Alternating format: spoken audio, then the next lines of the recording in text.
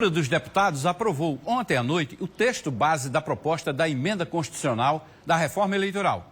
Foram 339 votos a favor e 123 contra. A Câmara aprovou nesta quarta o texto base da proposta de emenda constitucional que muda as regras eleitorais a partir do ano que vem.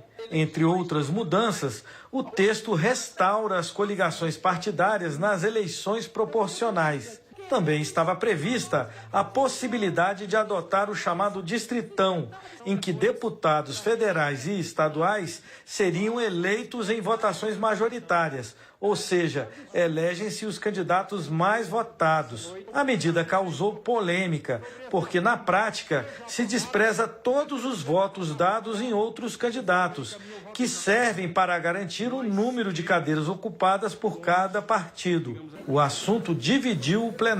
Para superar o impasse que ameaçava a votação das mudanças propostas, líderes de vários partidos concordaram em derrubar o distritão e manter o retorno das coligações. Os deputados mantiveram no texto dispositivo prevendo que votos em mulheres e negros eleitos contam em dobro para fins de distribuição do fundo partidário. A relatora explicou outros pontos que ficaram na proposta com o acordo. Ficou no texto a possibilidade de plebiscitos durante as eleições.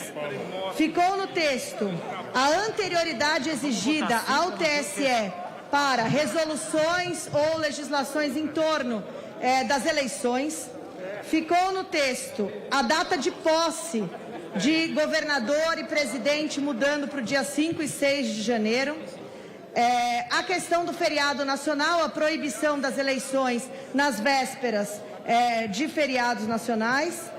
E ficou no texto algumas questões regimentais de partido com relação ao processo de incorporação, com relação à alteração nos estatutos dos partidos, as fundações partidárias ampliando o escopo delas. Aí, então vamos entender um pouco como é que foi aprovado ontem, os principais pontos que tramitaram na Câmara Federal e o que está sendo votado hoje. Vamos começar aqui na tela pelas coligações. As coligações, como parte do acordo, o plenário recusou por 333 votos a 149 o destaque do bloco PROS, PSC, PTB e manteve no texto a volta das coligações partidárias para as eleições proporcionais, deputados e vereadores a partir de 2022. Outra novidade aqui na tela, votos em mulheres. É essa outra novidade, o texto mantém um dispositivo que prevê a contagem em dobro dos votos dados a candidatas e a negros para a Câmara dos Deputados nas eleições de 2022 a 2030, para fins de distribuição entre os partidos políticos dos recursos dos fundos partidários e do fundo eleitoral. Tem mais novidade, vamos voltar aqui à nossa tela, eleição presidencial. Esse é outro texto que foi aprovado ontem na Câmara. No caso da eleição presidencial, os deputados devem analisar os destaques ainda hoje que pretendem retirar do texto o fim do segundo turno para as eleições de presidente da República. Em substituição ao segundo turno, o texto base da PEC, da proposta de emenda constitucional, prevê um sistema de votos em 5 candidatos e reposicionamento de votos caso o mais votado não obtenha a maioria absoluta dos votos. É uma mudança e tanto na atual legislação. Vamos para outro ponto.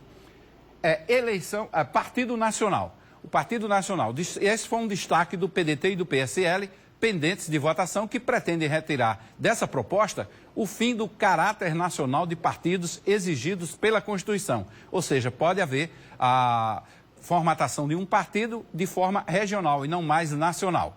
Aí tem outro ponto que eu também chamo a atenção aqui, que é a cláusula de desempenho.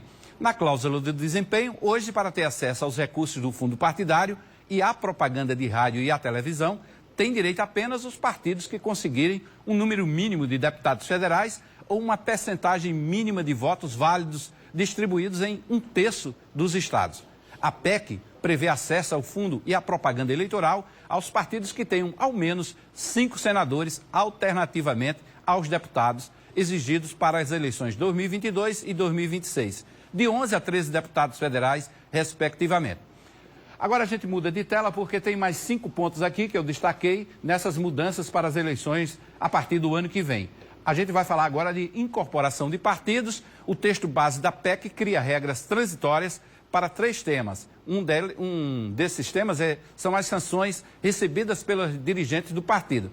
O partido foi incorporado, os dirigentes têm uma sanção, essas sanções não podem ser aplicadas ao partido que incorporou a antiga sigla.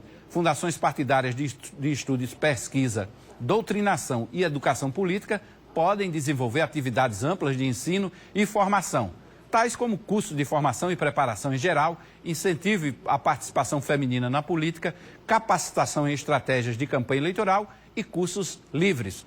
A gente volta aqui para a tela porque o segundo ponto, a gente fala de leis de iniciativa popular. Atualmente a gente pode, pela Constituição, é permitido a apresentação desse tipo de proposta, de projeto, quando ele for apoiado por, no mínimo, 1% do eleitorado nacional, distribuído em pelo menos 5 estados, e em cada um deles deve haver um mínimo de 0,3% de eleitores que subscrevam, que assinam esse projeto. Com a PEC, essa iniciativa passa a depender apenas do apoio de 100 mil eleitores, independentemente da distribuição pelos estados e podendo ser de forma eletrônica. Outra novidade nessa legislação que está sendo votada pela Câmara Federal, nos destaques, são os plebiscitos locais. O que é isso? Você tem um tema polêmico, quer que, por exemplo, a Paraíba discuta esse tema, ele pode ser inserido na eleição, na própria votação. São autorizadas essas consultas populares sobre questões locais a serem realizadas juntamente com o pleito. Essas consultas dependem da aprovação pela Câmara Municipal, devendo ser encaminhadas à Justiça Eleitoral até 90 dias antes das eleições. Pleito e feriado.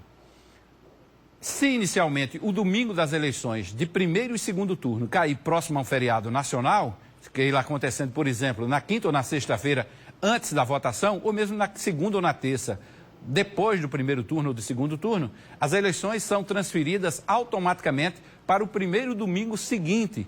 Como as eleições são em outubro, a regra visa, antes de tudo, o feriado de 12 de outubro. Essa regra vai valer para as eleições de prefeitos, governadores e presidente da República. Agora também chama atenção aqui para o último ponto que eu destaquei, que é a data da posse. O texto base da proposta de emenda à Constituição muda a data da posse do presidente da República e de governadores. Ela sai de 1º de janeiro e vai para 5 e 6 do mesmo mês, respectivamente. No entanto, as novas datas valem apenas para a posse dos eleitos nas eleições gerais em 2026. Dessa forma, os mandatos dos eleitos em 2022 serão estendidos por mais alguns dias, de 5 para presidente, para o dia 5 de janeiro, e para dia 6 para os governadores. Além de todas essas mudanças, o texto aprovado ontem à noite, nesse grande acordo de liderança dos deputados federais, definiram essas regras de fidelidade partidária, também incluíram isso no projeto dessa reforma eleitoral. Agora haverá perda de mandato dos deputados, sejam eles federais, estaduais ou distritais, e dos vereadores que se desfiliarem da legenda, exceto quando o partido concordar ou em hipótese de justa causa estipulada por lei. Em nenhum dos casos, a mudança de partido será contada para fins de distribuição de recursos do fundo partidário, do fundo especial de financiamento de campanha e do acesso gratuito do rádio e da televisão.